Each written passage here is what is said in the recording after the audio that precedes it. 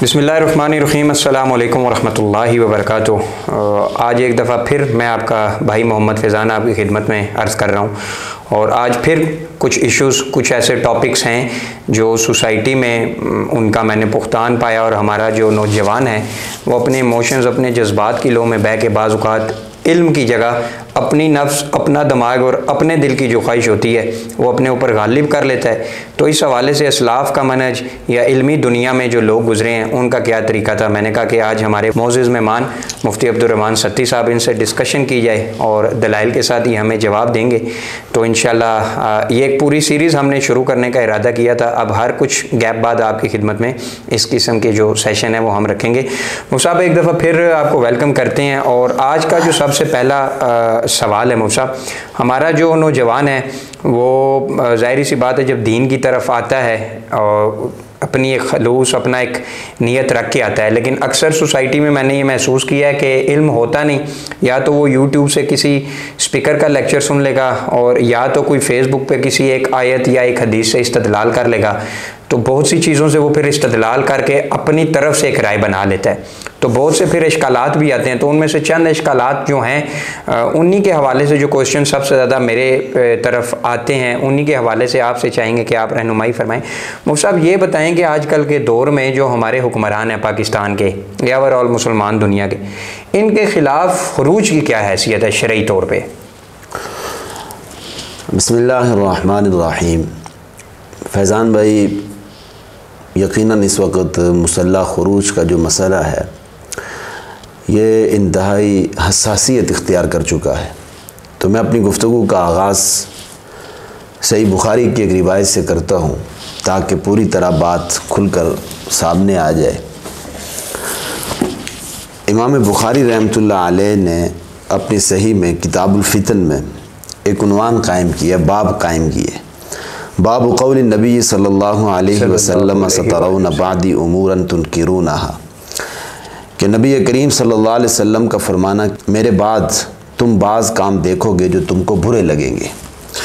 फिर इसके तहत इमाम बुखारी रहमतुल्लाह अलैह एक रिवायत लेकर आए हैं। उस रिवायत के अल्फाज ये हैं कि रसूल अकरम सल्लल्लाहु अलैहि वसल्लम ने फरमाया कि अल्ला नुनाज़िअल अम्र अहलहु इल्ला अन तरौ कुफ्रन बवाहन, कि हुकूमत के बारे में उस वक्त तक झगड़ा ना करें जब तक उनको एलानिया कुफ्र करते ना देख लें।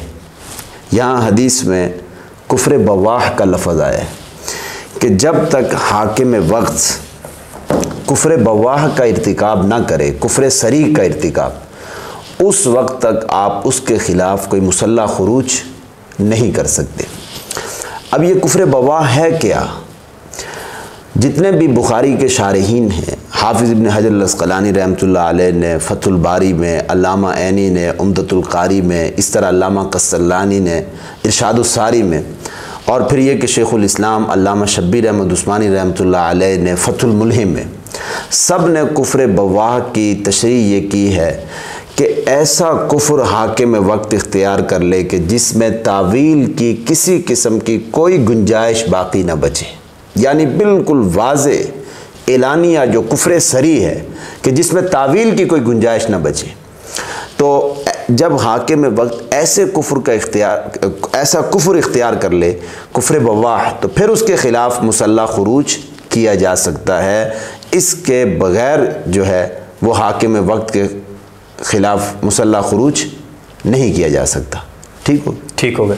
इस पर मुफ्ती साहब एक सवाल, जब इस किस्म के दलाइल हम रखें तो कहने वाले ये कहते हैं कि हमारे आइमा में से 3 आइमा तो चलें, उन्होंने तो मुखालफत की इसकी, और आइमा में से जो सबसे ज़्यादा इस टाइम दुनिया में जिनका फतवा माना जाता है, ख़ास करके सब कॉन्टिनेंट में, बर सग़ीर में, वो हैं इमाम अबू हनीफ़ा रहमतुल्लाह अलैह। तो उन्होंने कहा जी इमाम साहब के नज़दीक तो खुरूज जायज़ है, तो फिर आप लोग क्यों कहते हैं कि खुरूज जायज़ नहीं है? चाहे वो फासिक हो, फाजिर हो, कलमा गो हो, जालिम हो, तो खुरूज करना इमाम साहब के नज़दीक जायज़ है, तो आप लोगों के नज़दीक फिर क्यों ना जायज़ है? देखिए, पहली बात तो यह है कि ये जो लोग ये कह रहे हैं ना कि इमाम अबू हनीफ़ा रहमतुल्लाह अलैह के नज़दीक मुसल्ला खुरूज जायज़ है, बाकी 3 आइम्मा जो हैं उनके नज़दीक मुसल्ला खुरूज नहीं किया जा सकता, ये बात गलत है बिल्कुल। चारों आइम्मा का तकरीबन एक ही मौक़िफ़ है, ठीक, कि जब तक हाकिम वक्त से कुफ्र बवाह सरी जो वाज़े कुफ्र है وہ اس کا ارتکاب نہ کر لے اس وقت تک اس کے خلاف مسلح خروج نہیں کیا جا سکتا۔ یہ چاروں آئمہ کا آپ یوں سمجھ لیں کہ متفقن علیہ فیصلہ ہے، امام ابو حنیفہ رحمۃ اللہ علیہ کا بھی، امام مالک کا بھی، امام شافعی کا بھی، اور امام احمد بن حنبل کا بھی۔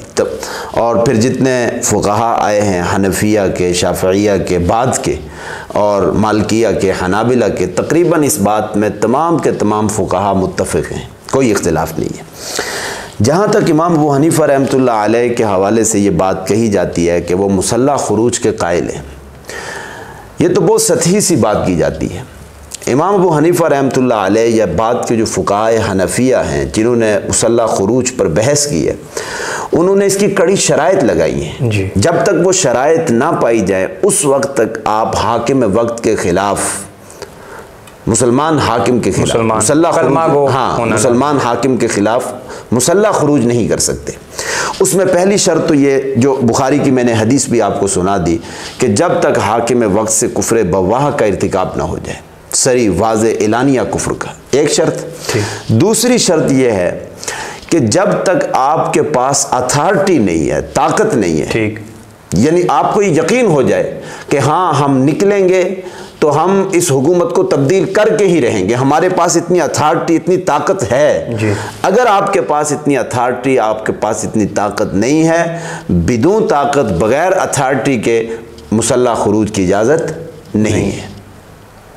ٹھیک ہو گیا، یہ دو شرائط ہیں جو فقہائے حنفیہ نے بیان کی۔ آپ کی باتوں سے پھر محسوس ایسا ہو رہا ہے حضرت، اور میں ہمارے سننے والوں کو بھی یہی کہوں گا کہ اکثر میں یوتھ سے یہ گلہ بھی کرتا ہوں کہ ہمارے نوجوانوں کا کتابوں پہ یا مطالعے کی کمی کی وجہ سے اس قسم کا رویہ بنتا ہے۔ اور اگر آپ نفسیات پڑھیں مصعب، تو جب معاشرے میں بے انصافی ہو، غربت بڑھے، تو ایک فرسٹریشن کا شکار بھی ہو جاتی ہے سم ٹائمز یوتھ ہماری، اور پھر وہ نوجوان جو بھی اسپیکر سنتی ہے یا کاپی پیسٹ فیس بک پہ اسے کوئی ایک بات ملتی ہے، بس وہ اسی سے استدلال کر کے پھر ساری زندگی اسی پہ چلتی ہے۔ خود علم کی کمی ہے۔